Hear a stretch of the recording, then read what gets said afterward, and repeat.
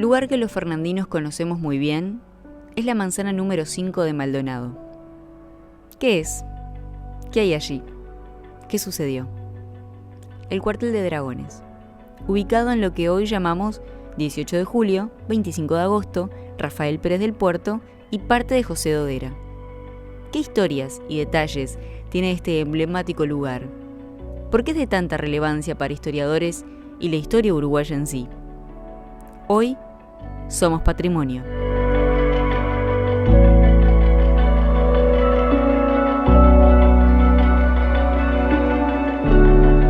Coronel Antonio Olano, soy presidente de la Comisión Ejecutiva Honoraria del Museo Didáctico Artiguista y Cuartel de Dragones. Más conocido como director del Cuartel de Dragones sería en forma acotada la designación tanto a mí como a los antecesores. Yo les tengo que dar la bienvenida al Virreinato del Perú, a la Gobernación de Buenos Aires y a la ciudad de San Fernando de Maldonado y al Cuartel de Dragones de Maldonado. Ese es el hilo conductor que nos lleva, que nos trae a este lugar. El Cuartel de Dragones, si bien sufrió una remodelación, toda una reedificación a partir de la década de los años 60, es de 1771, data su creación, lo que indicaría que creo que no hay otro edificio en pie más antiguo en Maldonado y en buena parte del país. Cuando en la escuela, como tú decís, nos hablan del Virreinato del Río de la Plata, y yo te hablo del Virreinato del Perú, quiere decir que no existía ese Virreinato del Río de la Plata, que se crea ya por el año 1776-77, y acá estamos hablando de 1771. O sea que nos vamos al fondo de nuestra joven historia, época colonial, lugar de frontera del Imperio Español y el Imperio Portugués. Eso determina muchas cosas de la geografía nuestra, el ser frontera, porque si bien la capital del virreinato posteriormente, y a raíz de esa importancia que tenía esta zona, se creó en Buenos Aires,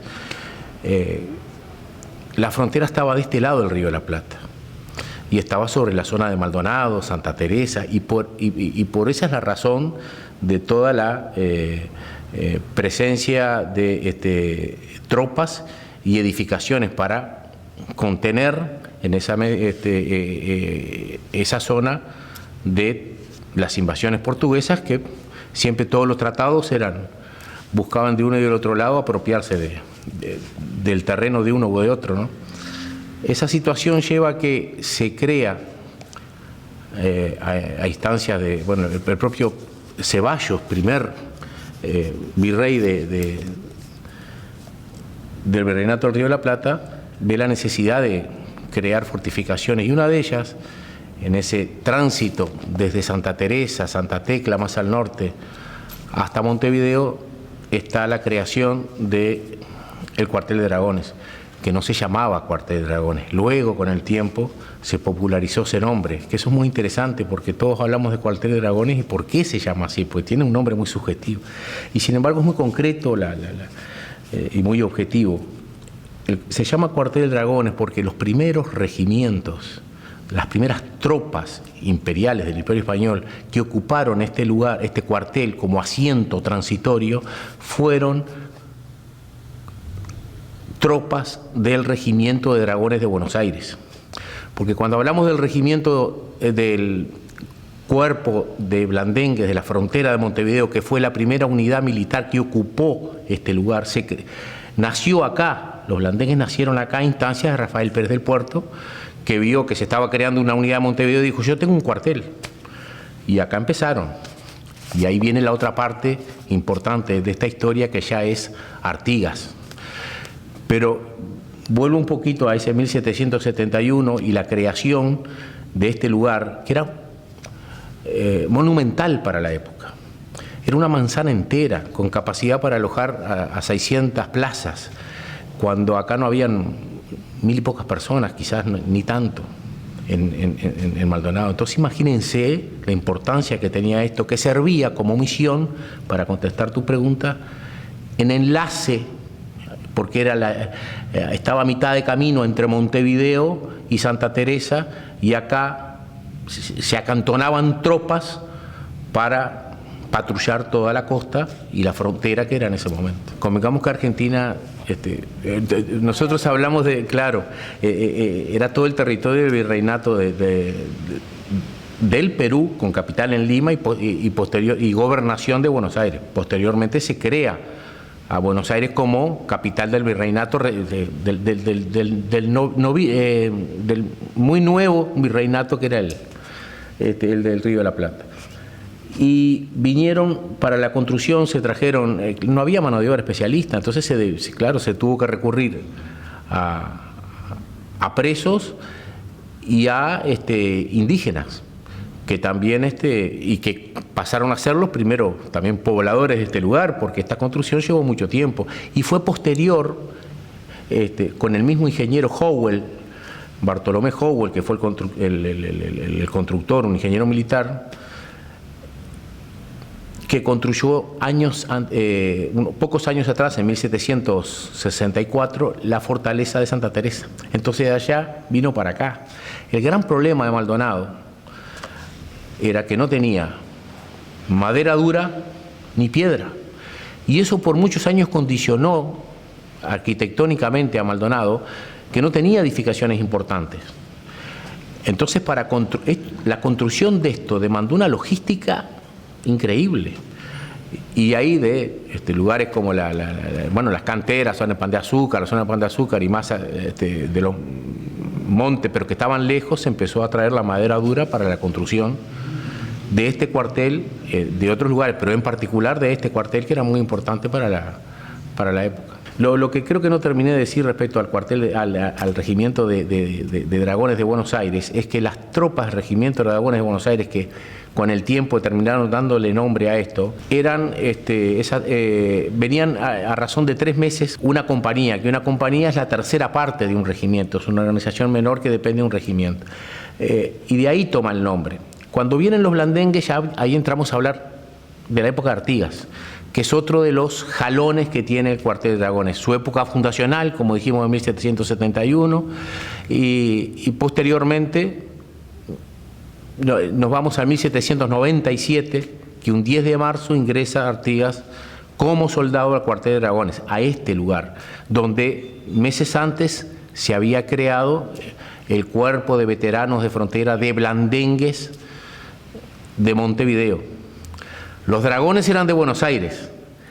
Los blandengues se crearon en Buenos Aires, en Montevideo, Santa Fe, que tenían otro tipo de otra función. Era una zona de enlace, porque estaba geográficamente en ese ubicación. Es la puerta del Río de la Plata, Maldonado. Y acá las tropas, si bien no tenían una función directa sobre el puerto, sí tenían de patrullaje de la costa, porque les avisaban que había un navío portugués merodeando en la zona de Castillo, y de acá salía una patrulla, o en José Ignacio, en fin, en cualquier lugar de la costa, y este era como el lugar donde a partir de ahí se concentraban, a partir de ahí realizar las operaciones. Artigas, de hecho, estando en el cuartel de Dragones, lo mandaron en varias oportunidades que están registradas, documentadas, por ejemplo, a Santa Teresa, y realizaban patrullajes, no solo contra los españoles, contra los portugueses en esa época, sino contra los indios, los gauderíos que se llamaban, que eran los famosos gauchos mal entretenidos, que robaban y asolaban Maldonado y a las personas que se trasladaban de un punto a otro en la campaña, ¿no? Entonces era un lugar muy inseguro, aparte de ser frontera. La campaña era muy insegura, y por eso Rafael Pérez de Puerto visionariamente dice: no, vamos a traer que se instalen acá. Tienen el cuartel de Dragones, que era para la época era un lujo, ¿no? Y era muy importante. Eso daba a Maldonado la condición de plaza fuerte.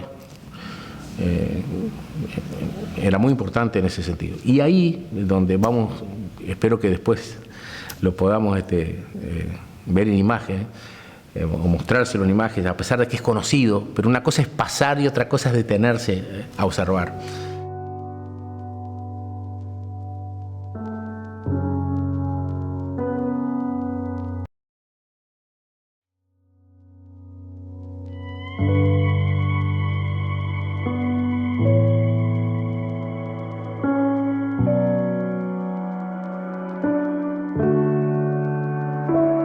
No solo hablamos del cuartel como paso de diferentes tropas en ese lugar y el lugar estratégico en el que se encontraba para la época, sino también que recibió a la figura de nuestro prócer, José Gervasio Artigas.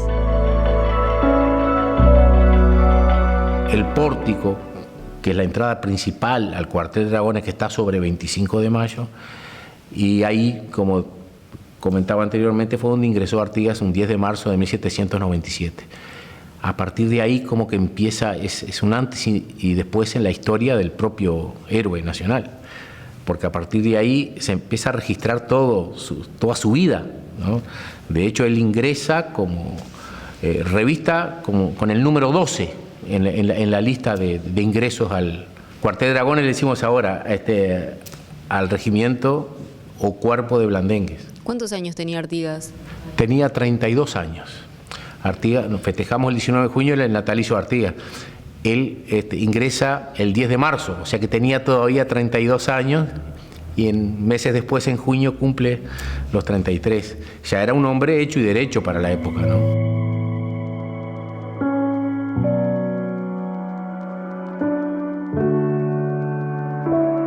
Hay varios lugares del país en el que sus pobladores mencionan que Artigas pasó por ahí en diferentes momentos de la historia.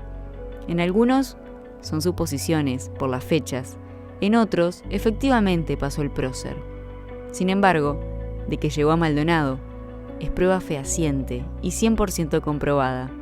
Están los documentos y actas de la época. Y los historiadores y aficionados cuentan esto con mucho orgullo.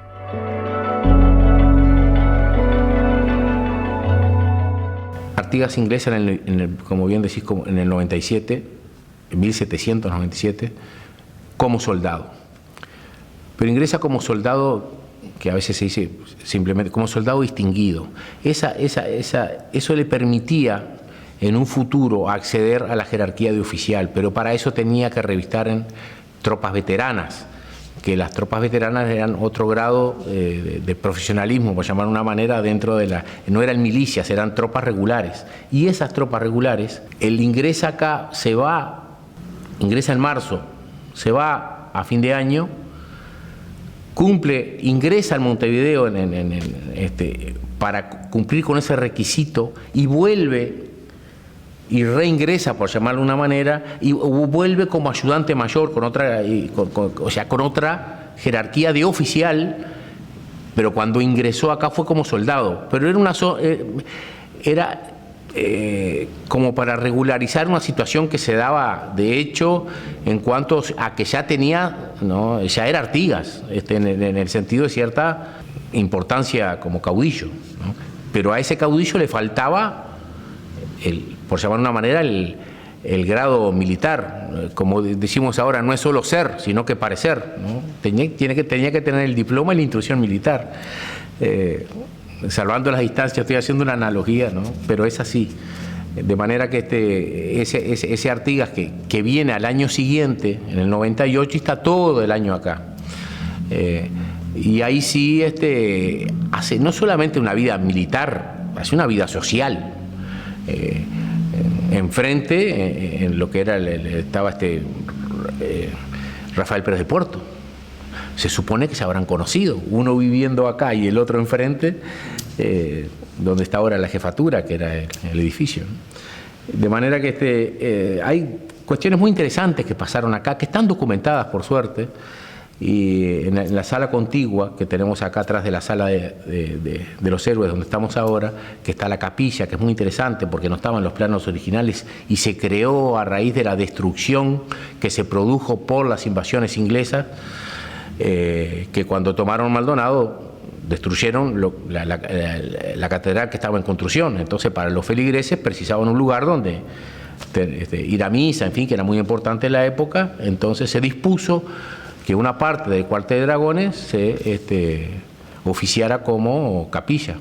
Y así es como se creó la capilla, que estuvo en funciones aproximadamente hasta 1830 y algo, que inclusive las autoridades, cuando se jura la Constitución en 1830, la juran dentro de esa capilla.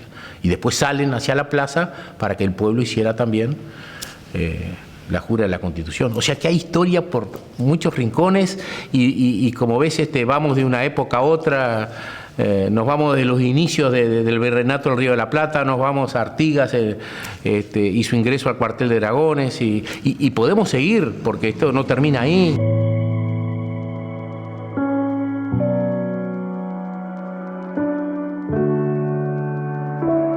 Durante esos 2 años que Artigas se asentó en el departamento, pasó a ser un vecino más, con su mate y sus actividades sociales aparte de la milicia. Él ya era una figura reconocida. Entre tantas cosas, también fue padrino de varios niños fernandinos.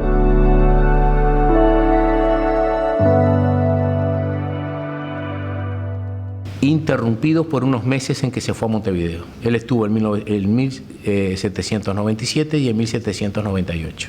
De hecho, está documentado, inclusive, como creo que les decía, en la entrada a donde está la capilla, se conserva todavía, que quizás después lo puedan también visualizar, una pira bautismal que hubieron niños que fueron, donde Artigas fue padrino, y se bautizaron en esa pira bautismal que está, una piedra de una sola pieza y tallada, tan austera como interesante, pues histórico. Y bueno, y eso está acá, y Artigas bautizó niños, fue padrino, no bautizó, perdón, padrino de niños. Y ahí donde está esa cuestión también de la vida social que seguramente hizo, ¿no? Era un vecino. Y nosotros lo vemos en el bronce, lo vemos en los monumentos, pero fue un vecino de Maldonado.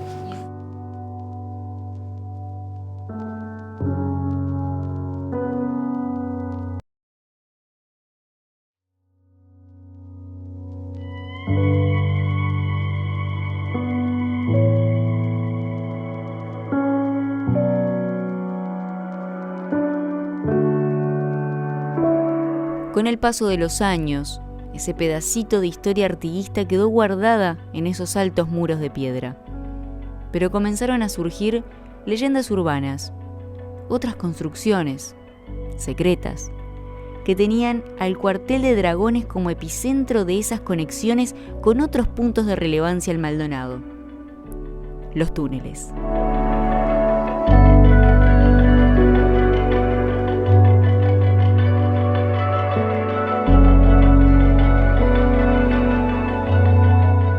Hay toda una leyenda urbana, como bien dice, respecto a eso.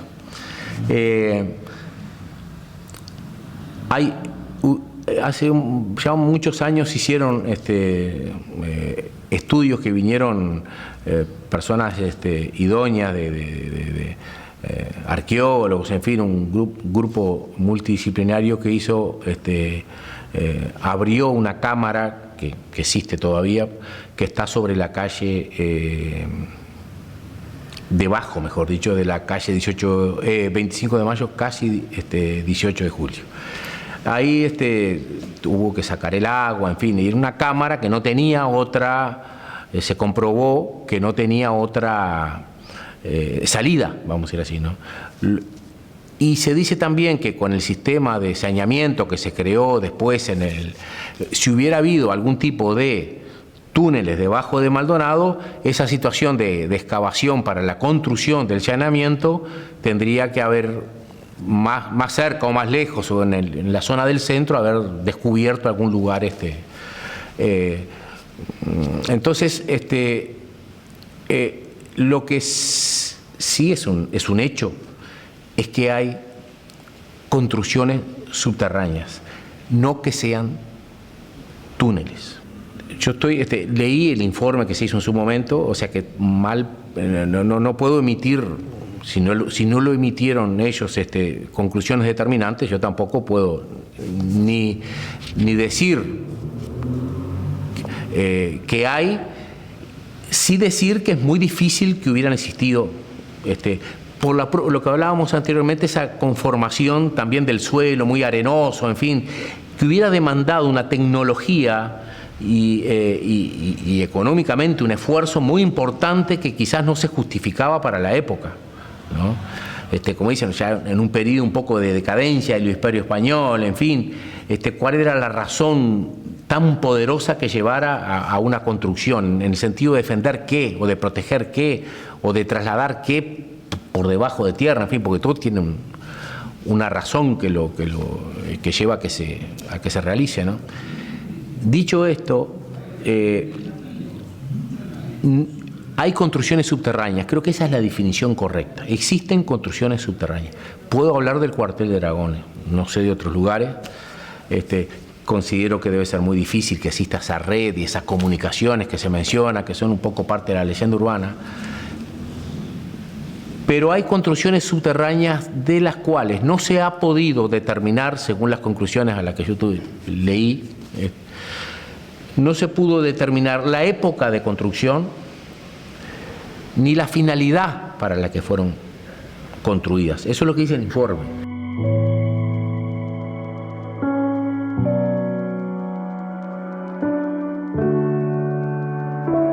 El coronel nos detalló con mucha pasión estos datos históricos que hoy compartimos. Sentimos la emoción de sus palabras en toda la entrevista. Palabras envueltas en la sala donde los próceres de América Latina nos rodeaban. Le preguntamos a Antonio qué significa el cuartel de Dragones para su persona.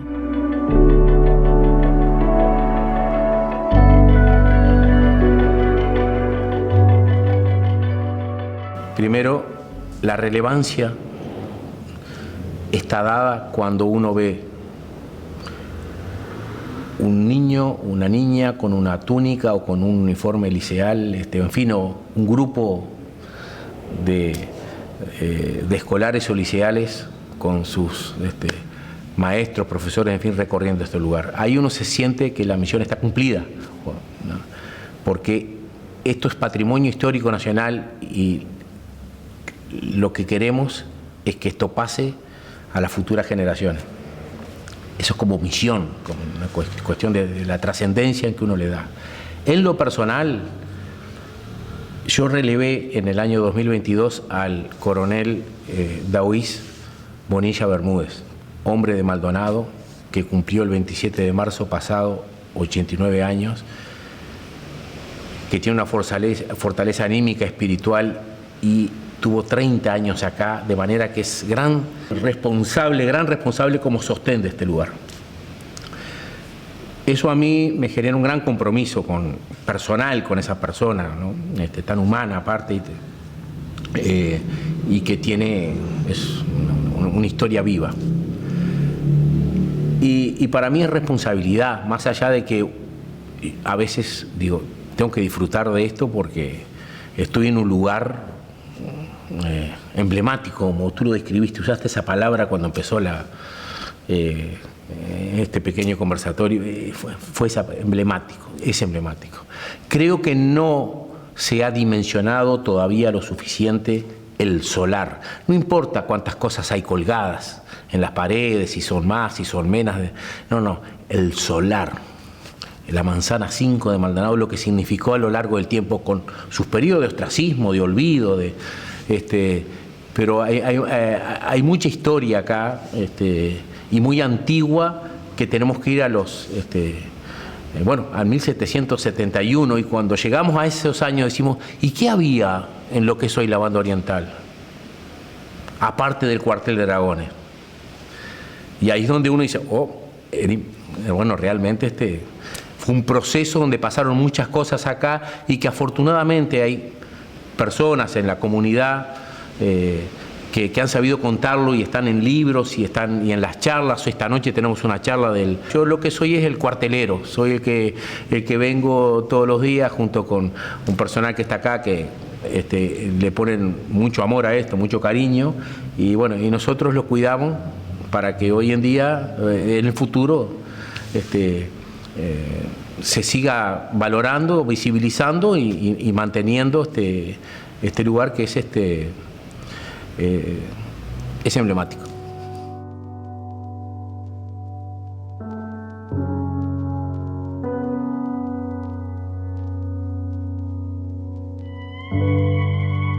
Entramos alguna que otra vez al cuartel de Dragones, en la escuela o en el liceo. Nos cuentan las maestras y profesores que Artigas estuvo allí. Hoy revivimos esta historia, la mantenemos viva. A la vuelta de la esquina, en pleno centro, los pasos de Artigas dicen presente. Escribimos juntos, como pueblo de ese entonces, lo que hoy es patrimonio histórico nacional.